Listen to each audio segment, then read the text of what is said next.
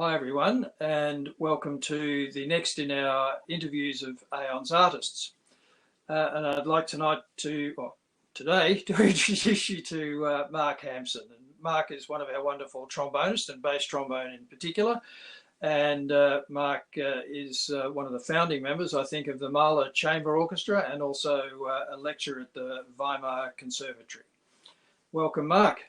It's great to Thanks very much. Great to be here. Thanks for having me. So as if anybody's watched our little interviews before, the aim is to get an insight into the lives of our musicians and exactly how they've got to where they are in their careers. It'd be wonderful to hear a bit of your story, Mark. Sure. Yeah. I mean, we all go on a sort of journey to get wherever we are, as we were talking about earlier. And I was born and raised in a very small little village just north of London in the countryside, like just 2,000 of us. And I first started, my first contact to music, I guess, was just through the piano. We had a piano in the house, and I used to kind of hammer away at it as a 3 and 4 year old till my parents couldn't bear it any longer, and decided to get some lessons to try, in the hope that something acceptable might come out of it.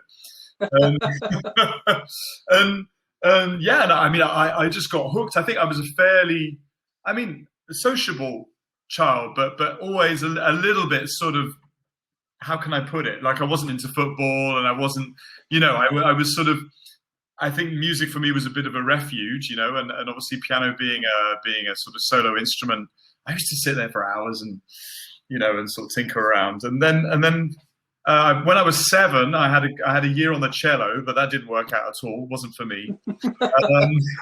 Thank goodness. Now I look back, thank goodness for that. And then the big change when I was 11, we had, and unfortunately it's no longer possible in the most of the UK, but at that point, schools had instruments, and we had lessons for free through the school. So, we were so lucky back then. And I just went to the school, and I just watched the night before. We had this really famous children's program, Blue Peter, on in the UK. It's known over there at all, but and they had one night. They had this brass band from the Salvation Army came in, and they happened to interview a guy who played euphonium. And I just remember thinking, "Wow, euphonium! That's a really what's that? What an amazing name! And if I play that instrument, everyone's going to want to talk to me about it and want to know all about it." So and luckily, it was the only instrument left, So I started with euphonium, and I suppose that was a real hook. Really, it got me hooked into the whole brass band scene. And I was a real bander, like I remember playing sort of arrangements of Beethoven Egmont Overture, and thinking, well, it wasn't bad for orchestra, but obviously, if brass bands had been around at the beginning of the 19th century, then Beethoven would have written it for brass band because it's much better, Oh, absolutely. Started in the bands too, in the Salvation Army. My parents were all Salvation. Oh, right, cool. Yeah, no, it's such a. I wasn't actually Sally Army then. I went into the village, the village band, but and then I suppose I gradually started tinkering with the trombone a bit from about the age of 16, 17. Went to college. I went to Guildhall School of Music in London after. Basically, I maybe shouldn't share this, but I flunked my A-levels. I was going to go to university, and thank goodness for me now, I flunked my A-levels. And the only option I had was to go to music college. And so I went on euphonium. And about a year later, I realized, like the penny dropped. In the UK, I wasn't going to be able to earn a living playing the euphonium. And I had a really shocking high register. So I thought, well, what's the alternative, tuba or bass trombone? And I just remember loving the bass trombone from the brass bands, and always thinking, God, I'd love to be able to do that and make that sound, and isn't it amazing? And so I plumped for that, and I only really changed my principal study bass trombone. I started when I was 20, so I came to it quite late, and I think. Funny enough, then I did an audition very soon afterwards, about 3 months afterwards. Because I could use the slide and stuff a bit already. And I did an audition for the Gustav Mahler Youth Orchestra. And I think it's a typical thing when you're very young, you do an audition and you don't really know what you're doing, and you just go in there and just play. without really, like, they asked me to do the solo from Mahler 7. I didn't really know what it was, and I just played it, and it was fine. And they, I got a letter about 3 months later saying, "Oh, congratulations, you've got into the Gustav Mahler Youth Orchestra." And I remember I called the office in Vienna. This is honest truth. I called the office and I said to them, "Look, there's been some mistake. It says here I got into the Gustav Mahler Youth Orchestra, but it's impossible. Like, it can't be true." And she said, "Oh, no, you're on the list. You're definitely in, And so off I went to Austria, and the first project we did was with Sir Neville Marriner, the late Sir Neville Marriner, and I had tutors were from the Vienna Symphony, and then the summer we did another one that was with Claudio Abbado, and that for me was like that was just when I suddenly realized this is really what I want to do, because I'd never heard strings like that, these sort of Central European strings, and this German horn school that were, and just to meet all these people from all these incredible places, and especially from the eastern part of Europe, which was it was 93, so it wasn't that long after the fall of the war, and just to discover all these possibilities, and one thing led to another, and I ended up in doing a postgraduate in Germany, which at the time was also very unusual,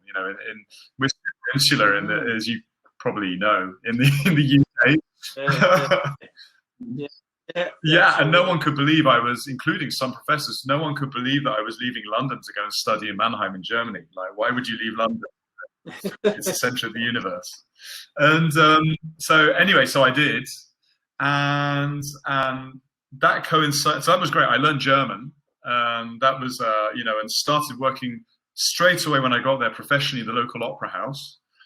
Which was something I never would have done in London, and playing just night in, night out, Parsifal, Electra, Tosca, incredible stuff, every night. And it was a Mannheim National Theatre, and we had there was 35 operas on repertoire, no rehearsal.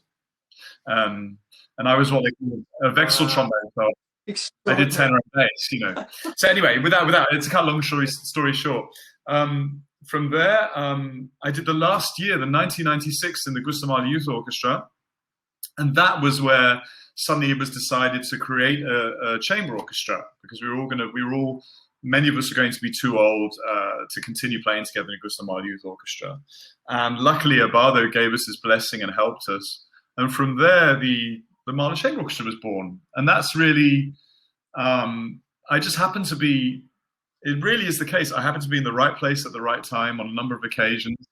And again, Abbado founded the Lucerne Festival Orchestra in 2003, and using the MCO as a sort of core of the orchestra, something I've done ever since and continue to be a member of.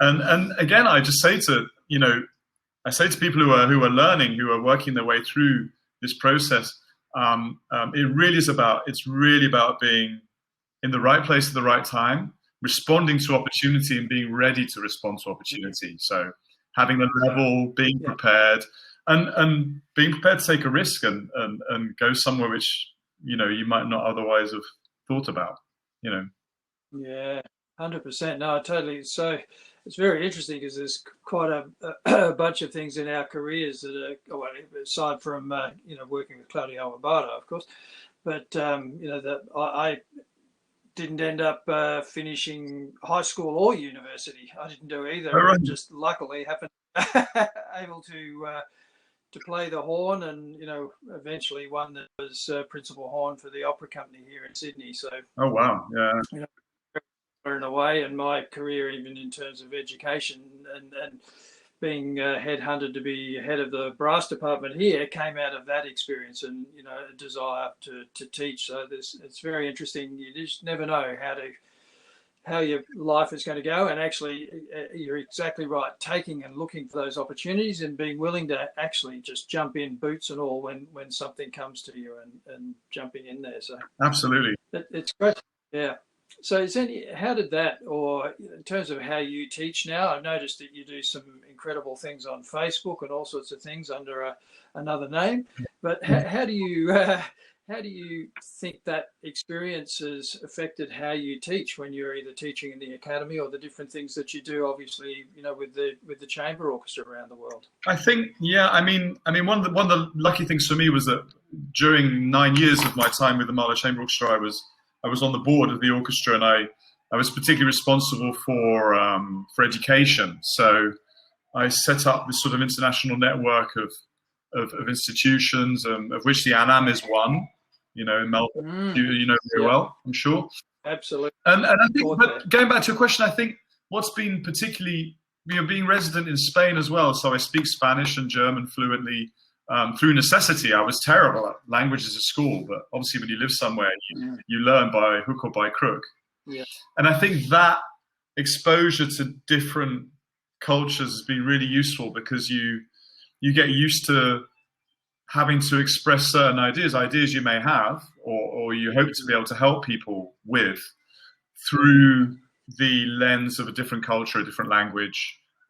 People in different cultures have different buttons, and it's very healthy for you as a teacher to have to work with that and to become as flexible as possible. So you may have your concepts, but you need to be flexible in the way you try to get that across to people, and that depends on what culture they're from. And we have things that are the same, and we have things that are very different depending on where we're from and how we view life.